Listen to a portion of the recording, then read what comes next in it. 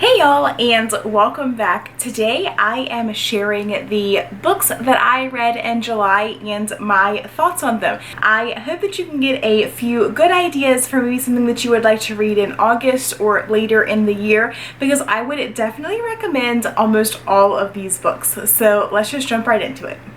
The first book today is Low Country by Anne River Siddons. So this is the one that I am the least likely to recommend unless you have a specific love for the Low Country or super descriptive writing, but otherwise I wouldn't just put like a blanket recommendation out there for anybody. So if you like those type of things, like Southern writing, kind of old school, I think this is kind of an older novel, as well as just like super descriptive, like very flowery writing, I would definitely recommend this. But let's get on into what it's about. So our main character is Caroline. She goes by Caro, and she has grown up in the Low Country. Her grandfather owned land and has passed it down to her and her husband. And her husband is an architect. I don't know if he's actually an architect, but he builds resorts around the America as well as into the Caribbean, and unfortunately they have fallen on a bit of hard times, and Caro is forced to decide what is going to become of the land that she has grown up loving, which includes wild horses and just a group of people who have been on this land for multiple generations. And she's just forced to make these hard decisions. Basically, she's forced to decide if she wants to develop this land and kick these people off of the land, the only home they've ever known, or if she's going to ruin her husband's business. And that is the tough decision that she is left to make. And so I'm not gonna say, I rated this 4 stars. I liked it. I did think it was a little bit flowery and a little bit hard to get into at first, but once I got into it, I was really enjoying the story. I really fell in love with some of the characters, and I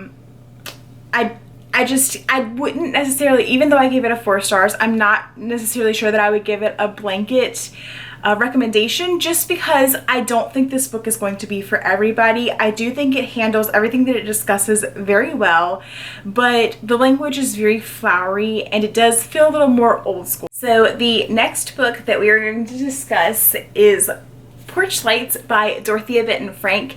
This book revolves around Jackie, a mom, and Charlie, her son, who's about 11 years old. They lose their husband slash father, and in order to try to heal, Jackie decides to head back home to stay with her mom for the summer. Her mom lives in the Low Country, and she's hoping that that Low Country feel as well as family can kind of heal her wounds. So this just revolves around her mom and her dad, who are separated, and them, you know, working it out after basically not talking for, I don't know, 11 or 12 years.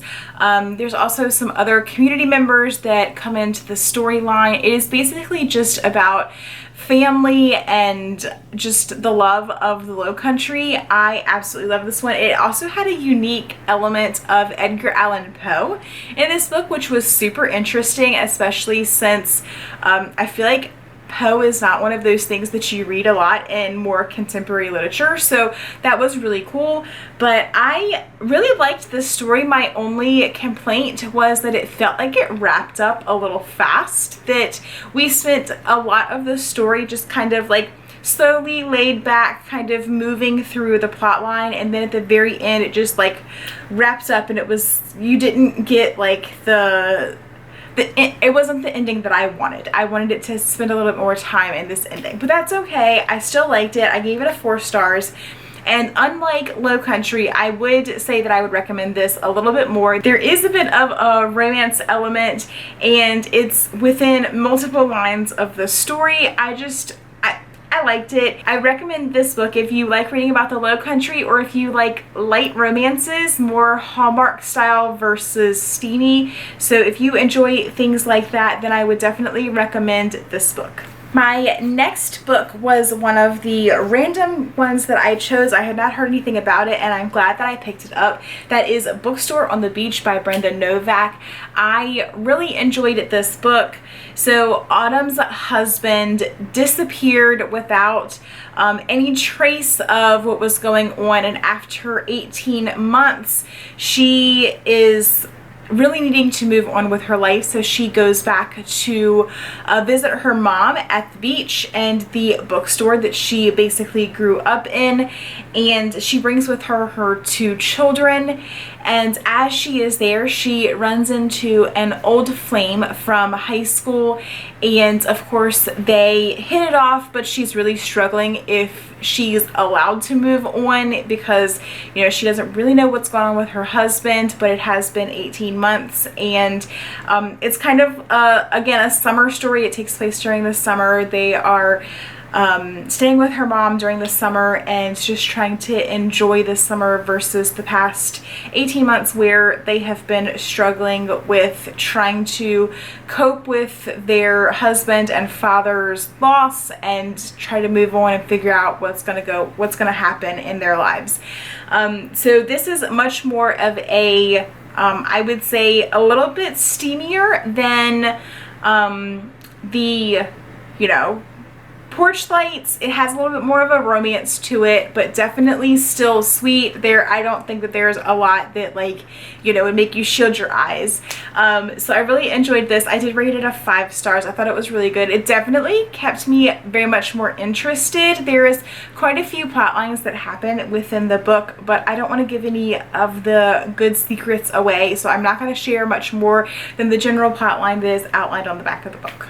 So this next one, I had heard about this on Bookstagram, and Bookstagram definitely got it right. This is an amazing book. It is Float Plan by Trish Dollar. So this one is about Anna. She has recently lost her fiance who committed suicide. So if, you know, trigger warning, there is suicide mentioned in this book. But she has lost her fiance recently. I believe it's been within the past year, and they had a plan to go on a sail from Florida down through the Caribbean, and I believe they're ending up in Trinidad, and she tries to sail alone as she has sailed with her fiance multiple times, but when she almost has a collision with a huge ship, she realizes that she is not able to do this alone, and so she hires on some help to make the crossing with her from Florida to at least Puerto Rico, where the help needs to depart the boat at that point to pick up some more work in Puerto Rico. So it is a romance. It is funny, like laugh out loud funny, definitely very sweet, a little bit more romancy, and just all around a absolutely wonderful book. I would probably read this again. I don't know, I just loved it so much. Definitely a great book. I would 100% recommend picking it up, as long as you don't mind reading a little bit about the suicide of her fiance. They don't talk about it a lot, but I just wanted to throw that out there. It's more about her grief and her loss versus the suicide. So just putting that out there, and recommend this book 100%, 5 stars. It was probably one of my most favorite books, especially in the romance department of my July reads. My other favorite book from July is The Cuban Affair by Nelson DeMille. I think that's how you say it.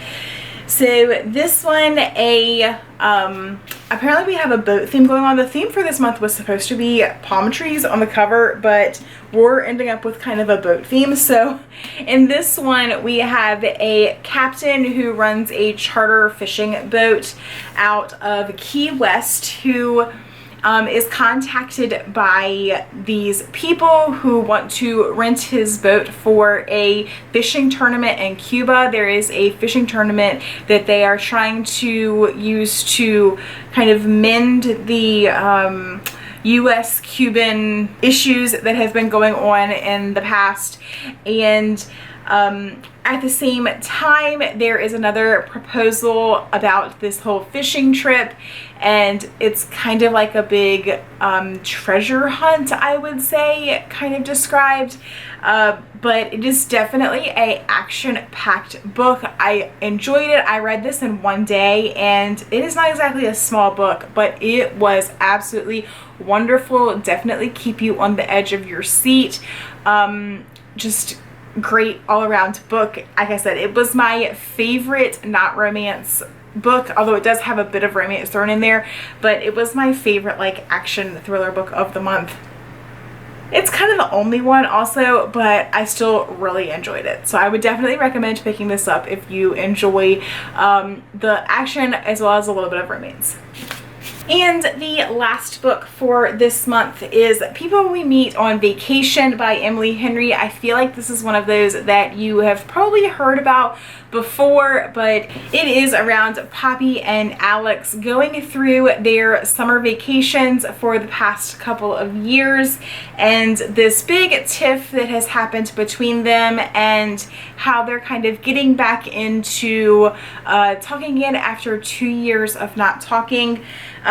So I really enjoyed this one. I definitely thought it was interesting, but I did take away a star because this big like event that happens that they talk about through the whole book, I just didn't see it to be as big of a deal as what they made it out to be. And I don't want to give it away because I want you to read the book and make up your own mind about it. But to me, I just didn't think it was that big of a deal. Like I said, I would have moved past it a lot sooner had it have been me, but again, I'm not the characters. I don't think that I would react the same way that the characters in this book did, obviously, just because of life differences. But in either case, it is a wonderful summer read, definitely all about vacations and to crazy places. Plus, as a bonus, they actually talk about blogging and journalism and, you know, the kind of the stuff that we're doing here. So I really enjoyed that aspect of this book as well, and I would recommend it. I gave it a 4 stars. So these were the books that I read for July,